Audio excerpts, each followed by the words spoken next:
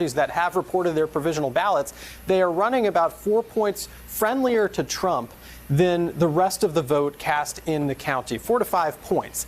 And so if you were to extrapolate that out statewide, you would say that Trump might add somewhere between 5 and 10,000 additional ballots. Now, here's why that might not transpire in Trump's favor.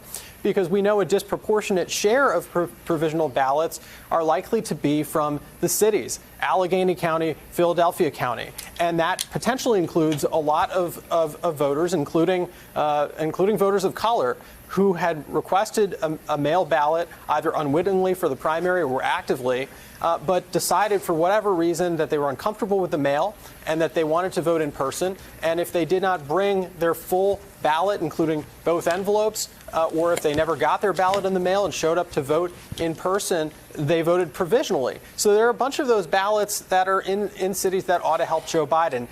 It's looking extremely good for him in the state right now.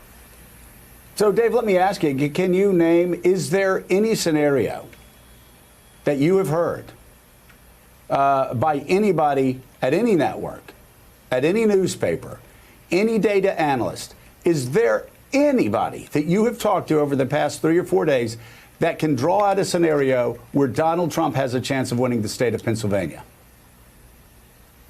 Look, the remaining uncertainty is the nature of the provisional ballots. And although we have this limited data on the provisionals from some of the most rural counties in the state that have gotten done with their provisional count quickly, we can't know for sure that those proportions will remain true in the remaining 57 counties in Pennsylvania. Although, look, I think the trajectory right now is quite clear.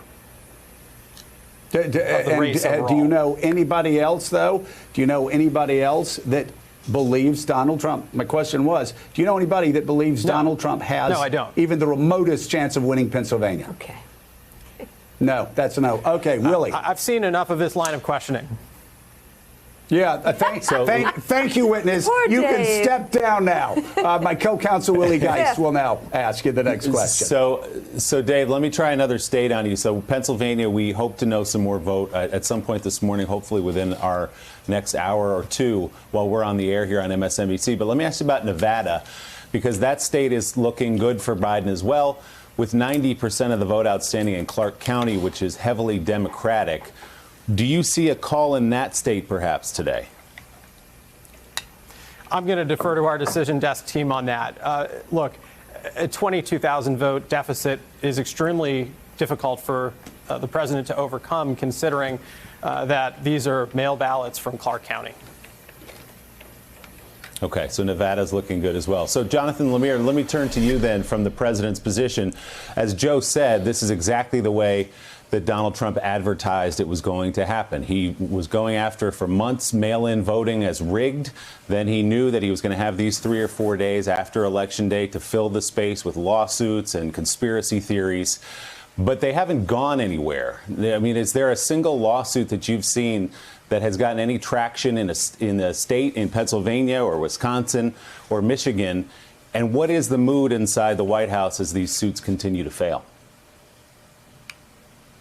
This is not a surprise. This is what the president told us he was going to do. He flat out said that they were hoping this would go to the courts. He said that he was going to make an issue out of these mail-in ballots, those that were being counted after Election Day.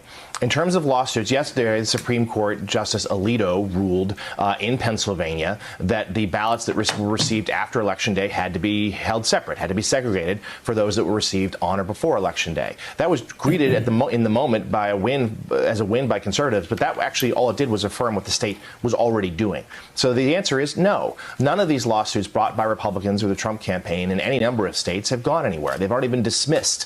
Suits in Michigan, Georgia, others in Pennsylvania have already been tossed out. So the legal challenges have not had any success yet, but at least for now, the White House and the president are going to stay at them. We've seen the president's tweets the last couple of days reiterating that he was going to go to court here. He was going to wage his legal challenges.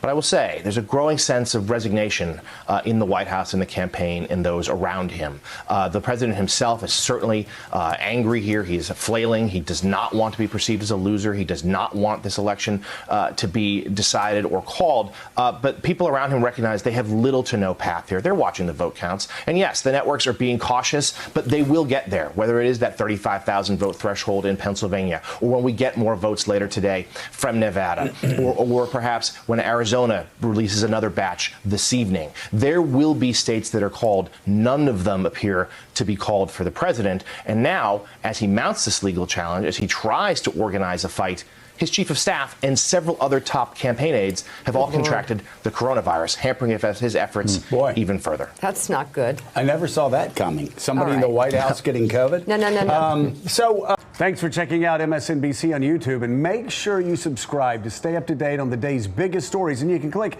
on any of the videos around us to watch more from Morning Joe and MSNBC. Thanks so much for watching.